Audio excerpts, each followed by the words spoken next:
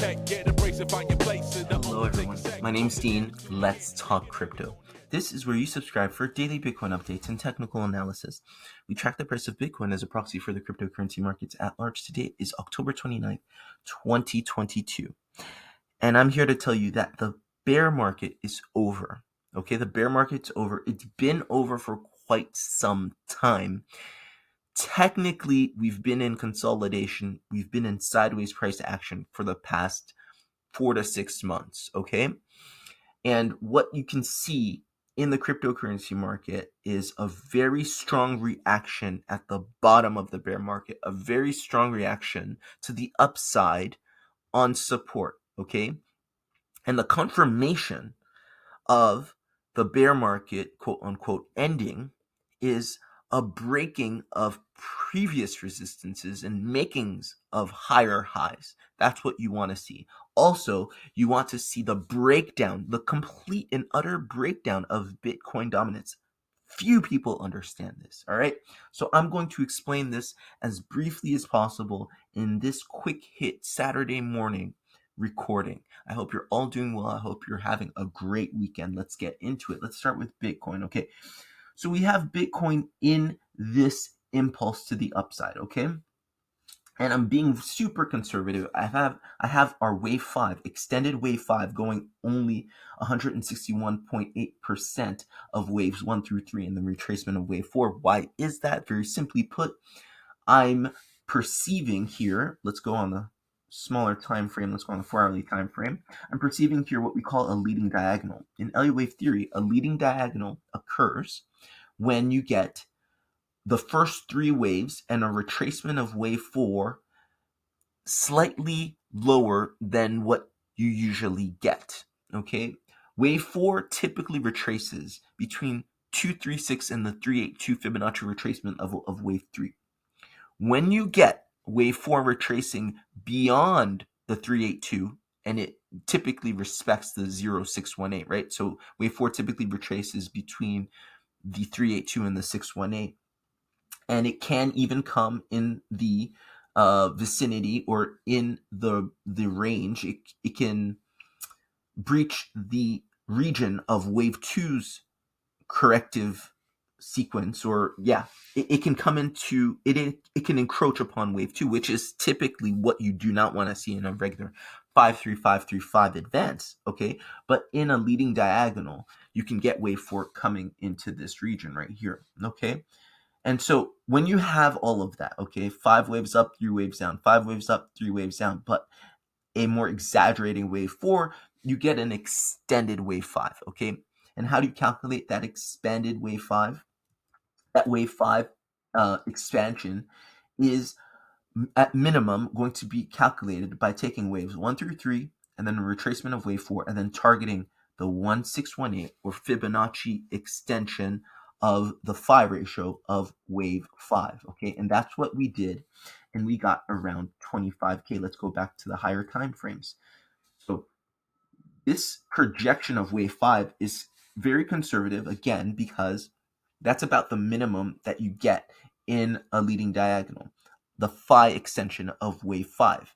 Now, it doesn't necessarily mean that wave 5 is going to stop here. It can go much higher, right? But this is where I think, based off of my analysis, based off of that calculation, highly probable we can get a 25K Bitcoin by the end of this impulse, okay? And this impulse is currently already in that wave 5, okay? We already finished wave 4. We retraced that wave 4 retracement, that sharp retracement down to the 0.5 of wave 3. Now we're going to get that extension, okay? This is very bullish. Why is it very bullish? So let's take this all into consideration, okay? This region of consolidation right here that you've been in for the past 130, 140 days in Bitcoin represents the bottom of the market, okay? It's a consolidation. It's a sideways price action. People say, well, no, you got to go sideways. You can't just dump and then, pivot up and out. They're absolutely correct.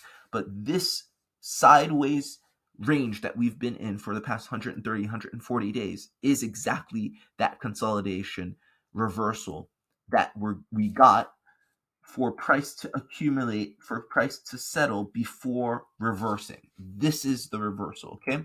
Confirmation of the reversal in Bitcoin in particular would be a higher high, okay? Perhaps a higher high breaching the 30K region. I'd say that is the best confirmation you could get in Bitcoin's market. However, understand this and remember this. And this goes back to market dominance. Bitcoin is the conservative asset, okay? In an up market, Bitcoin's going to go up relatively slower than other assets, okay? It's going to go up less than most altcoins. It's the biggest cryptocurrency market cap. It's the oldest asset, okay? It's the rock of the cryptocurrency space. When the market is down, in a down market, it's also going to be the most conservative asset. It's going to be the asset that experiences the least volatility, okay? So altcoins, as we call all non-Bitcoin assets in crypto, are going to move a lot more than Bitcoin. So in an up market, they're going to go up more. In a down market, they're going to go down more, okay? Some people misunderstand this and they think, oh no, Bitcoin just goes down less than other assets because it's better than them. And then when it goes up more than them because it's better than them. They misunderstand the general trend. And to really get a handle on that, you want to study the market cap, the Bitcoin dominance chart, okay? And we're not going to go into really a deep dive in Bitcoin dominance right here, but I talk about this at length during the live streams. If you really want me to break it down more, definitely join the live streams. That's what they're for, okay? But here, in short, we're going to say that there's been a very bearish pattern in Bitcoin dominance that's been printing since 2018, I'll say. Okay, and this is that pattern that I have drawn up. It's a head and shoulders pattern. Okay, no pattern is inherently bearish or bullish. It's just there's a likelihood for a head and shoulders to break down more than to break up. Okay, the confirmation of these patterns is typically the breaking of the neckline. Okay, so a breach of this neckline and a retest and then a breakout is a confirmation of that pattern's bearishness or bullishness, okay? In this case, we breached, we retested, and now we're breaking down, okay? And so I'm going to focus in on this. This is huge. A lot of people don't know how to read this. A lot of big accounts, big Twitter accounts, big YouTube accounts that are, quote unquote experts in the space think that Bitcoin dominance going up is good for Bitcoin. It's not. Because Bitcoin dominance goes up a lot in bear markets when there's a drawdown. Bitcoin dominance going down happens in bull markets when the whole entire cryptocurrency space is in a bull market. Bitcoin also goes up, but obviously, given that it's the leading alpha crypto, it goes up less. It's more conservative. It goes up less than all the altcoins that have smaller market caps. Okay, so let's dive into this portion right here, guys. If you're getting value, please like, share, and subscribe. So here you can see quite well what I'm talking about. Okay, so for about a month, Bitcoin dominance has been in this rising wedge, and we finally got a breakdown, retest, and now a breakdown of this, okay? And this breakdown should take us into this trend, this impulsive trend to the downside in Bitcoin dominance, okay? Why is that important? Again, you have to understand, this is not just the chart. This is telling you something. It's telling you that altcoins are gaining in strength against Bitcoin. The only time that happens is in a bull market. When everything's going up, but altcoins are going up more than Bitcoin because that's what happens. They have smaller market caps. Okay. So I hope everybody can understand that this is a bull market indicator right here if you really know how to read it, because it only happens in bull markets. Okay. Now let's go back to actual price action. Let's go right here. Okay.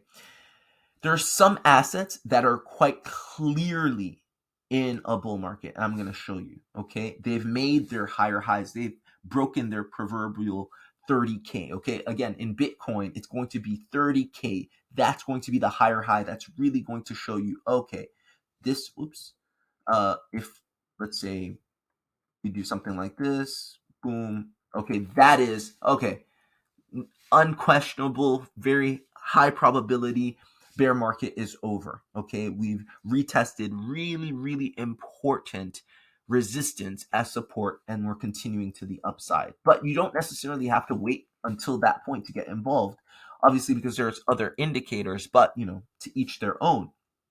I'm going to show you one example of one such asset, Dogecoin. Okay, that again, the cryptocurrency market space is, everything's tied on a string. It's not like one thing is just going rogue. Okay, there may be some assets that front run others in certain moves. Okay, this one maybe because of the Twitter stuff, the Elon Musk stuff. Okay, maybe it's moving a little sooner than others, but make no mistake that ultimately you're always going to see the same patterns play out throughout the cryptocurrency space. So here you have the range, the sideways range, or accumulative, consolidative reversal range that Dogecoin underwent after the big drawdown. Okay, the big drawdown is the drawdown in the bear market. Okay, and then it underwent